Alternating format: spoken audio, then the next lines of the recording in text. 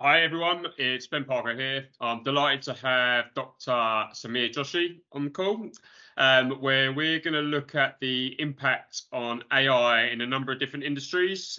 As everyone guessed, it's been a lot fast moving, and a lot of changes are happening within the world.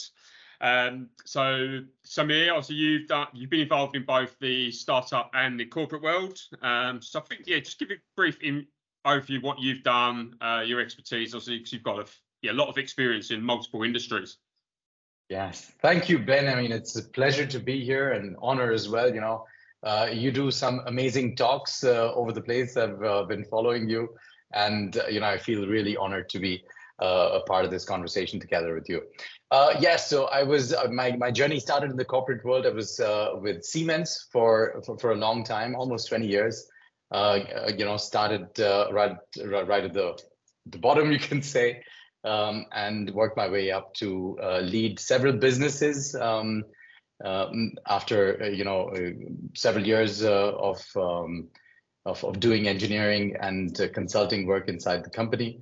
I had the part of the rail electrification business, the geothermal business, and also the traffic control business out in the US. And then I started my startup journey. So my first company is a rubber granulate manufacturing company. Yeah. It's the stuff the mats are made out of. And my second company, which I started about a year thereafter, co-founded actually, was a software company. And we had several platforms, and we also built AI into it. And I successfully exited that company, just a short while ago. So yeah, so I mean, it's been an exciting, amazing journey, and glad to share my expertise, especially on AI. I guess, obviously brilliant. I think what I do ask everyone is actually recently is obviously you've had a fruitful career, obviously worked with some key players, and obviously entering the startup world, which is obviously like we've discussed in the past, is a different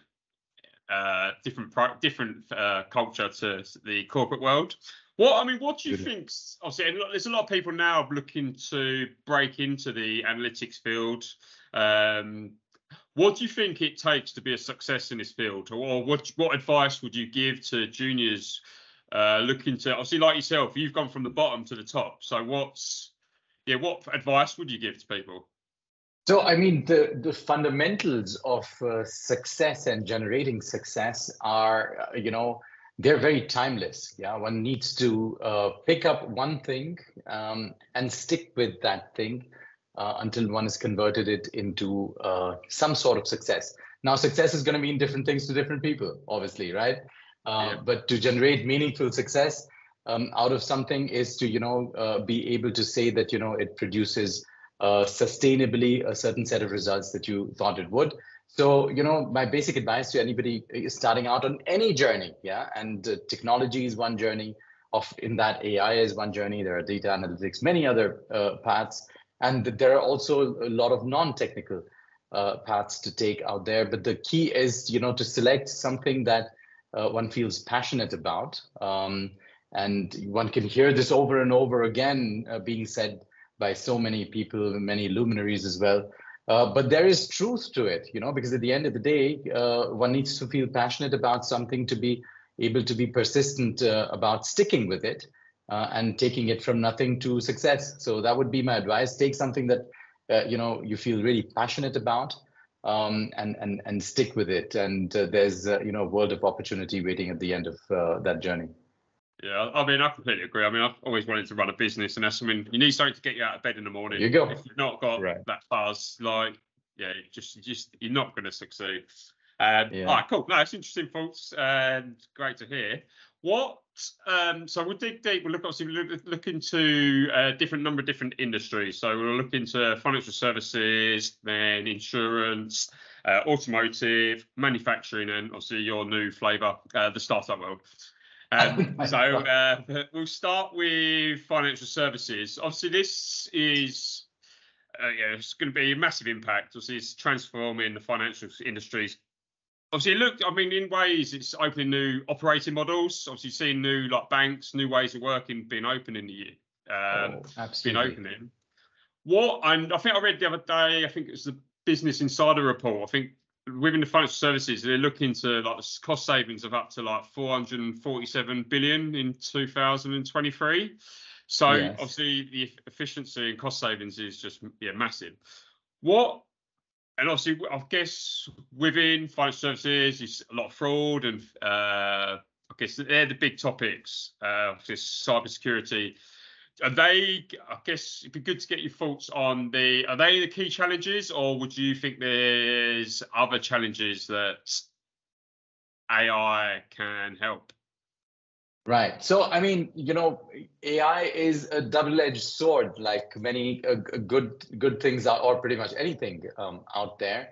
It always will have positive impacts, and it'll have a set of, challenges to deal with, right? Yeah. And the challenges can be converted into opportunities. So, like, you touched on several of the points yourself, and they're absolutely spot on. The financial industry is such a backbone industry of everything, right? I mean, it's such a key part in any economy, and efficiencies in the finance sector are basically something, and improved efficiencies. The almost $500 billion figure that you alluded to. Yeah. A lot of it is going to come through automation, and is coming through automation at the end of the day. A lot of routine tasks, a lot of tasks that otherwise would have been done by people. Like data analysis, also some fraud detection topics, and many other things. They can be automated. And it's not that they haven't been automated thus far, but now they're being taken to a completely different level by the involvement of AI. So, and this is also feeding into what another really positive impact is in the finance industry, and that is the capability of enhanced decision making. So, AI algorithms can actually analyze vast data sets to make better investment decisions, and also better lending decisions. So banks these days have been traditionally making lending decisions based on a set of standard operating procedures that they have established, but there's also some amount of intuition in it. So the intuition is never going to go away, but the entire processing of the information to come with better, more qualified decisions is going to become much easier. And what I see, talking about the impact of AI is, let's just take an example of all these large language models. ChatGPT being just one such extreme example of this principle.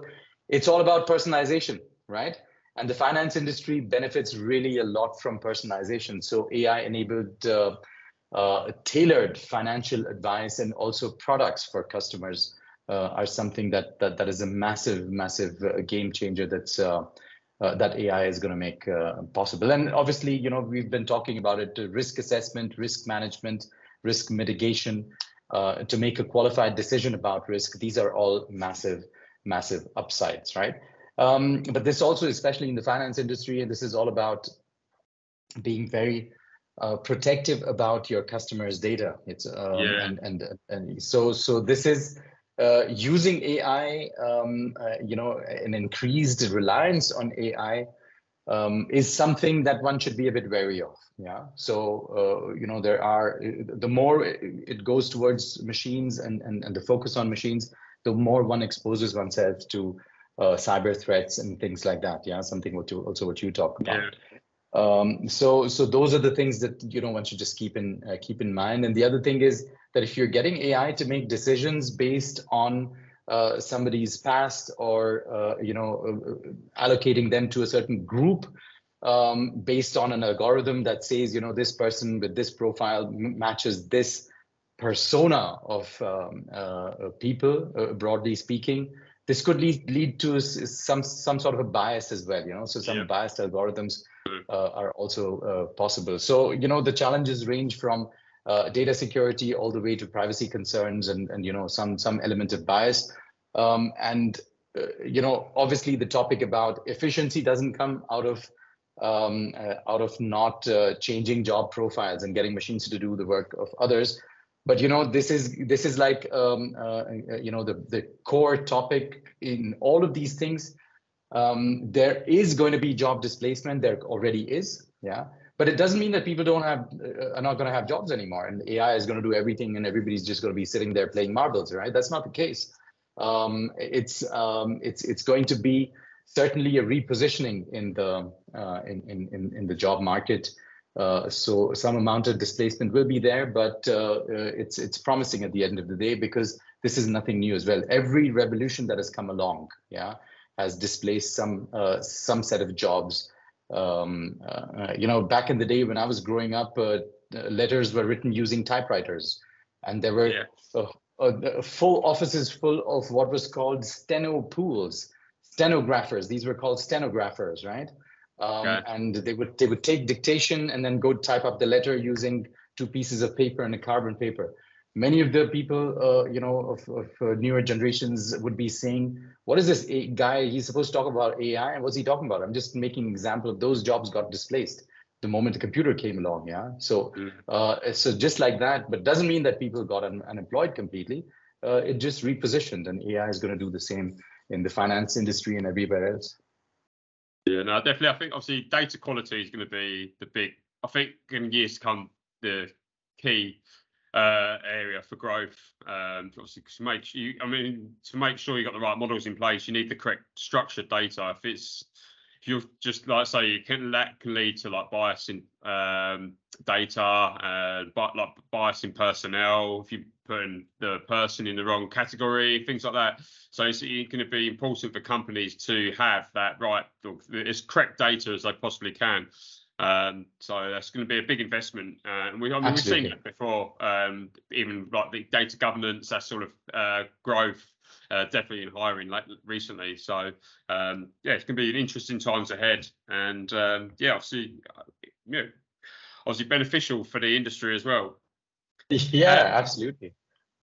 What in terms of opportunities, then, do you think it's just going to be more on the sort of efficiencies and cost savings that's going to be the benefit there, or anything else you'd like to add?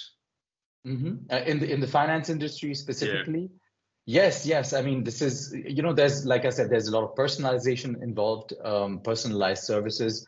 The advantages are obviously efficiencies to a large extent, and enhanced decision making on part of banks using these systems to ensure that that they protect themselves and their customers from fraud. And just increase the speed of things. Transactions and the speed of transactions is what all this game is all about. So on the one hand, efficiencies and getting really fast at things, but also tailor-made, very effective solutions and personalized ones, because just like success, even a financial product is going to mean different things to different people. I'm going to sound like a broken record on this one, but yeah, those are the kinds of things that that really make a difference. Yeah, and obviously risk management, which is AI driven and AI supported. Yeah, so it's a huge advantage.